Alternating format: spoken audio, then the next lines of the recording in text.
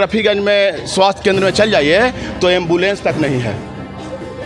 और जिसको मिले युवा पीढ़ी को मिले, युवा पीढ़ी देश का उत्थान कर सकता है और देश की समस्या, क्षेत्र की समस्या का काम कर सकता है, जनता के स्वास्थ्य पर अगर आप आएंगे तो स्वास्थ्य भी इतना लचर है जिसका कोई हिसाब नहीं है। आपकी राजनीति वोट से होना चाहिए, न कि वोट को काट करके और बेईमानी कर करके आप चुनाव जीत जाएं। ऐसा बिल्कुल मुमकिन नहीं है। बिहार ने अब बिहार वासियों के साथ अन्याय हो रहा है और इसलिए एनडीए जो है बिहार विधानसभा चुनाव की सरगर्मी तेज हो गई है। कोई और पार्टी कहती है कि हमने राशन दिया, हमने विकास किया, परंतु यहाँ पर जो है महागठबंधन के प्रत्याशी, विधानसभा प्रत्याशी महफूज आलम जी अपने क्षेत्र में निकल चुके हैं। तो इनसे बात करेंगे कि आखिर किन किन मुद्दों पर जो है चुनाव लड़ेंगे और जनता का वादा पूरा करेंगे या नहीं करेंगे। आपका स्वागत है डॉक्टर साहब। देखिए, ऐसा है कि जब से ये बात सामने आई कि 35 लाख वोटर को बिहार से काटा गया, उसी वक्त जनता ने ये फैसला कर लिया कि अब बिहार वासियों के साथ अन्याय हो रहा है और इसलिए एनडीए जिस तरह से घृणित काम किया है, ये बिहार ही नहीं बल्कि पूरा देश इससे नाराज है। कि आपने वोट की राजनीति वोट से होना चाहिए, न कि वोट को काट करके और बेईमानी कर करके आप चुनाव जीत जाएं। ऐसा बिल्कुल मुमकिन नहीं है। बिहार ने अभी तय कर लिया है कि एनडीए की सरकार को अभी सफाया करना है और महागठबंधन की सरकार को बनाना है। किस आधार पर कहते हैं कि मतलब वोट चोरी हुआ है? इसका आधार क्या है? इसका आधार तो आप वोटर लिस्ट से कीजिए ना। 35 लाख वोटर, आखिर बीएलओ जो मर जाता है उसको तुरंत खुद ही वो उसको रिजेक्ट कर देता है, यहाँ से भेज देता है कि मृत्यु हो गया है। लेकिन आखिर ऐसा क्या हो गया भाई कि आप अचानक 35 लाख वोटर को काट दिया? आखिर क्या वजह है? इन्हीं मुद्दों के लिए कल माननीय राहुल गांधी जी, देश के बड़े नेता कांग्रेस के, और हमारे नेता माननीय तेजस्वी प्रसाद यादव जी कल ही रफीगंज रोड शो में आ रहे हैं। हम सभी जनता से आह्वान करना चाहते हैं कि भारी से भारी संख्या में आ करके और रूट पर आ करके उनका माननीय राहुल गांधी जी और तेजस्वी प्रसाद यादव जी का स्वागत करें। आप विधानसभा प्रत्याशी हैं, किन किन मुद्दों पर आप चुनाव लड़ेंगे? देखिए, मुद्दा तो अनेक है। बिहार में अगर देखा जाए तो शिक्षा बिल्कुल ध्वस्त है। आज देखिए, शिक्षा का देख लीजिए आप, देखिए कोई अच्छा, हमारे रफीगंज विधानसभा में कोई अच्छा कॉलेज नहीं है। ITI कॉलेज होना चाहिए। यानी अच्छे स्वास्थ्य पर अगर आप आएंगे तो स्वास्थ्य भी इतना लचर है जिसका कोई हिसाब नहीं है। आप रफीगंज में स्वास्थ्य केंद्र में चल जाइए तो एम्बुलेंस तक नहीं है। एम्बुलेंस तो सुशील कुमार सिंह हैं, पूर्व सांसद कहते हैं।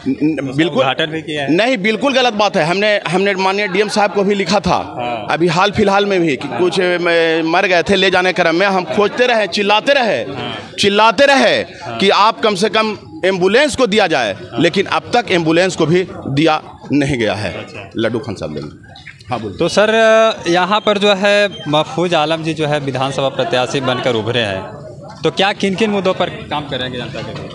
देखिए, काम करने के बाद है, अगर तेजस्वी सरकार हो या राहुल जी की सरकार हो, युवा पीढ़ी को टिकट मिलनी चाहिए। युवा पीढ़ी में एक दमखम होता ये है कि हर घंटे वो हर पल तैयार रहता है जनता के काम के लिए। इसीलिए अगर युवा पीढ़ी को टिकट मिलता है तो रात को भी अगर कोई समस्या आ गई जनता को तो वो तुरंत उठ के चलाता है। और जो एज लॉस हो जाते हैं उनके लिए बड़ी समस्या होती है। वो उठने बैठने चलने फिरने तरह तरह की बीमारियां होती है। और जो कर्मठ व्यक्ति है, जो समय देता है समाज के लिए, जो समाज में लगा रहता है, उसको टिकट मिलना चाहिए, चाहे जिसे भी मिले। उससे मतलब नहीं है कि महफूज साहब को ही मिले। अगर ये कर्मठ तो हैं, इसमें कोई शक नहीं, लेकिन अगर उनको समझ में आता है कि अगर महफूज अच्छा तो महफूज को मिले, और जिसको मिले युवा पीढ़ी को मिले। युवा पीढ़ी देश का उत्थान कर सकता है और देश की समस्या, क्षेत्र की समस्या का काम कर सकता है, जनता के काम आ सकता है। यही हमारी मांग है। तो आप ही के पार्टी के एक नेता हैं वर्तमान विधायक जी, उनके बारे में आप क्या कहेंगे? उनके बारे में काफ़ी में हम किसी तरह का कोई टिप्पणी नहीं करेंगे, लेकिन वो ओवर एज हो गए हैं। उन्हें स्वेच्छा से स्वयं इस्तीफा दे देना चाहिए और कि भाई आप जनता का जितना मुझसे बन सका सेवा किया। अभी चुनाव के दावेदारी कर रहे हैं। हाँ, करना चाहिए, करेंगे ही। और लेकिन अब आगे जो टिकट बांटने वाले उनको समझना चाहिए कि हमको किसको टिकट देना है, युवा को देना है या बूढ़ा वृद्ध को देना है। इस पर कल राहुल गांधी आ रहे हैं, उनके बारे में क्या कहें? राहुल गांधी का यात्रा का मैं स्वागत करता हूं कि वोटर अधिकार यात्रा जो निकाले हैं इसका मैं स्वागत करता हूं, और कि वो कम से कम वोटर का जो नाम कट रहा है वोटर लिस्ट से, कम से कम उसका नाम के लिए एक लड़ाई लड़ने वाला नेता तो देश में है, एक अधिकार की लड़ाई लड़ने वाला देश में नेता है, इसलिए मैं उनके वोटर अधिकार का स्वागत करता हूँ। तो आखिर विपक्ष को क्या संदेश देंगे इस चुनाव में? क्या बिहार में इस बार सरकार बनेगी? मैं तमाम आम जनता को यही सुझाव दूंगा कि हर विवाद को हट करके, मतभेद से अलग होकर के एक हो जाएं और एक हो करके जो युवा आपके कर्मठ क्षेत्रीय नेता हैं उनको वोट दें अगर टिकट मिलती है तो।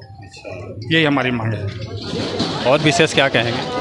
और विशेष रूप से तो हमारे क्षेत्र की समस्या सिंचाई परियोजना है। इस सिंचाई परियोजना में हम लोग धरना पर बहुत दिनों से बैठे हुए हैं और राहुल जी का भी आगमन होने का सारा बाधाएं समाप्त हो चुका है। वो हमारे धरने पे आएंगे और हमारे धरने पर आकर के किसानों को सहानुभूति देंगे। एक की जो सबरी को तपस्या का फल मिला था राम जी से, वही तपस्या का फल उम्मीद है कि मिल जाएगा किसान मजदूर मोर्चा के धरनार्थियों को, धरना पर बैठे लोगों को। जैसे कोयल नहर चालू, हाँ, कोयल नहर के कुटकुट डैम में फाटक लगाने और वितरणी अंगरा ब्रांच, चई नवादा और कोडारा ब्रांच का जो अधूरा काम है उसको पूरा करवाने के लिए यही हम लोग की मांग है। फाटक बदल तो फाटक अब क्यों नहीं लगा है ये तो नेता बताएंगे ना कि क्यों नहीं लग रहा है। जैसे मेन कैनाल का काम हो रहा है, लाइनिंग का काम हो रहा है, तो वहीं तक हो रहा है जहाँ तक पानी आता है। जहाँ से 1985 से पानी आ रहा है देव मदनपुर के भाग तक, वहीं तक काम लगा हुआ है। 2022 में लाइनिंग का काम शुरू हुआ है और मात्र 2025 तक 3 किलोमीटर मोहम्मदगंज बराज से काम हुआ था। और अब इस बार 25 में कुछ काम आगे बढ़ा है तो मैं इसको राजनीतिक काम कहूँगा, ये विकास का काम नहीं है। इसलिए कि अभी इलेक्शन है, इलेक्शन खत्म हो जाएगा, काम बंद हो जाएगा। ये और